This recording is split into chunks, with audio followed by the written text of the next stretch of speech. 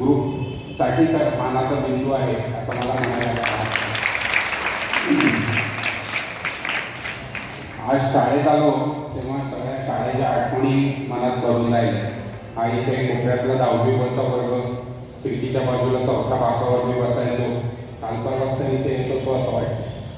आमचे सगळे शिक्षक, Kavi Joshi sir, Akolkar sir, Nagpure sir, Manmadkar sir अजूनही या सगळ्या कॉरिडॉर्समधून चालताना मला आठवतात. शाळा एक काय मंतरलेले दिवस होते ते शाळेतनं बाहेर पडल्यानंतर कळलं आणि तसं माझं झालं. असो, आज मन आठवणींनी इतकं भरून आले की त्या सगळ्या आठवणी सांगत बसलो तर बहुतेक अख्खा दिवस निघून जाईल. पण शाळेत असताना आपण काय शिकलो याचा विचार आपण मोठं झाल्यावर आपल्याला येतो. आपण शाळेत काय केलं, काय शिकलो. एक सांगू का की असं म्हणतात की constant the permanent change is the only constant thing. सारखं जग बदलत राहतं आणि हे जग बदलणं हीच एक नेहमीची गोष्ट आहे.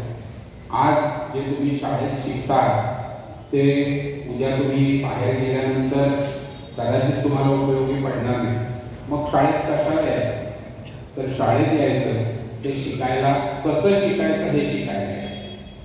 म्हणजे एखादा अभ्यासक्रम, नवीन अभ्यासक्रम जेव्हा आपण घेतो, जेव्हा आपण एका वर्गातून दुसऱ्या वर्गात जातो तेव्हा आपण काय शिकतो पेक्षा कसं शिकतो हे फार महत्त्वाचं आहे. आणि आपण जे शिकतो ते आपण आपल्या दैनंदिन आयुष्यामध्ये कसं अंमलात आणतो, ते आपल्याला कसा वापर करतो हे करायला लागेल.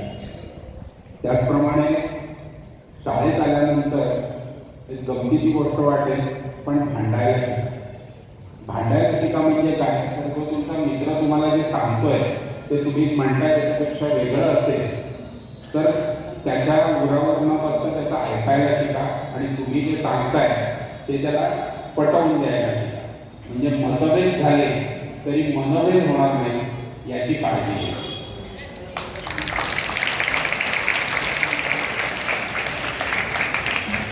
शाळेच्या या दिवसांमध्ये आपल्याला एक गोष्ट, आपण लहान असतो आपल्या लक्षात येत नाही पुढे काय लागेल, पण मोठा झाल्यानंतर काही वर्ष शाळेतनं बाहेर पडल्यानंतर काय लागेल म्हणून सांगतो, लाईफ स्किल्स शिकायला लागतात. लाईफ स्किल्स म्हणजे काय, तर तुम्हाला भाजी चिरता येते काय? Very good. कुकर लावता येतो? व्हेरी. या सगळ्या गोष्टी करता यायला पाहिजे. वॉशिंग मशीन लावता यायला पाहिजे. उद्या तुम्ही शाळेतून बाहेर पडाल आणि अमेरिकेला जाल, युरोपला जाल आणि तिथं पहिल्यांदा हाच प्रॉब्लेम होतो, कपडे कसे धुवायचे, जेवण काय करायचं. त्यामुळे या गोष्टी आत्ता शिकायला वेळ त्या आत्ता शिका. तुमचे बाबा जर तुम्हाला पॉकेट मनी देत असतील तर त्याचा जमा खर्च लिहायला. तुम्हाला जर का 100 रुपये दिले तर त्यातले किती पैसे आपल्या गरजांसाठी वापरले आणि किती पैशाची मजा केली हे लिहायला शिका. आणि दर महिन्याच्या शेवटी जे मिळतील 100तले 20 रुपये शिल्लक ठेवायला टाकायला. मोठं झाल्यानंतर याचा खूप उपयोग होतो. त्याचप्रमाणे आम्ही जेव्हा लहान होतो तेव्हा आम्ही नशीबवान होतो म्हणायचं, कारण आमच्या वेळेला सोशल मीडिया नावाचा राक्षस नव्हता. सारखा फोनमधनं आणि कॉम्प्युटरच्या स्क्रीनमधनं आमच्या डोक्यावर येऊन तो बसत नव्हता. पण आज तुम्हाला फेसबुक, इंस्टाग्राम, स्नॅपचॅट या असल्या षड्रिपूंबद्दल तुम्हाला आयुष्य काढायचं.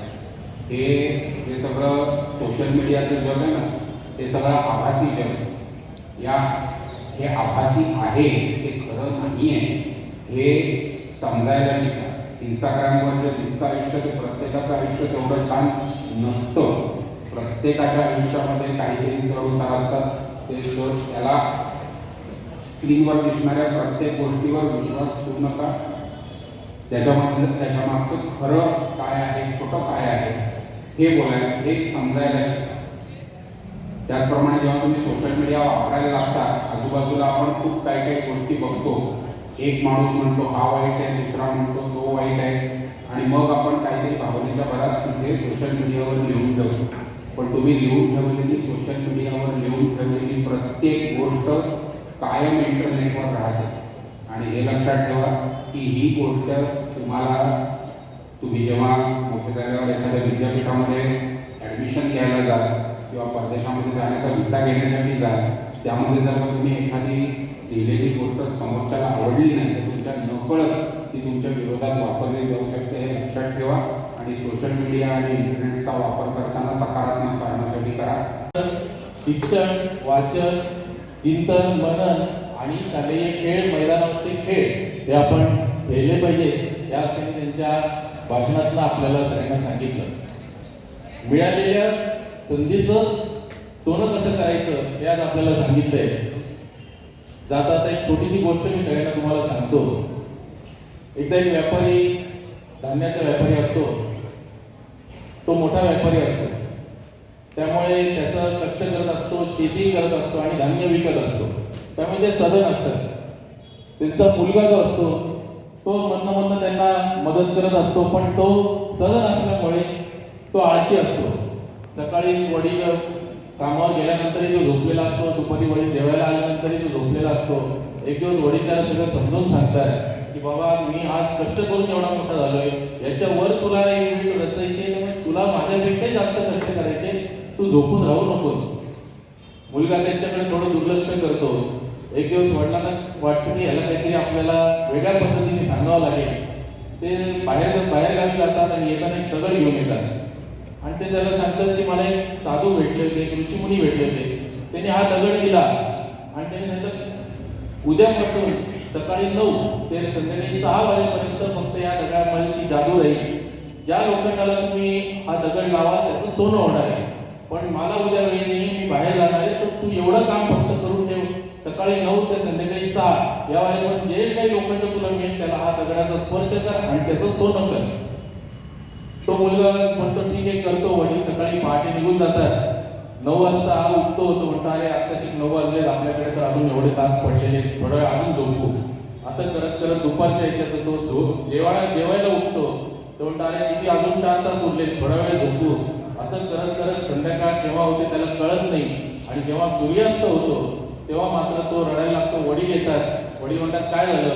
तो म्हणे मी तुमची आज्ञा पाळली नाही आणि तुम्ही जे सांगितलं होतं या दगडाचा स्पर्श एखाद्या लोखंडाला केला, हेही मला जमलं नाही.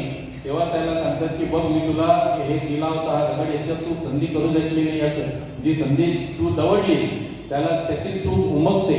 म्हणून आता जे डॉक्टरांनी सांगितलं की तुम्हाला आज इतके छान सगळे गुरुजन मिळालेले आहेत, मार्गदर्शन करणारे आई वडील आणि आपले शिक्षक हे आपले पहिले गुरु आहेत. त्यामुळे ते जे जे सांगतील ते अजिबात विसरू नका.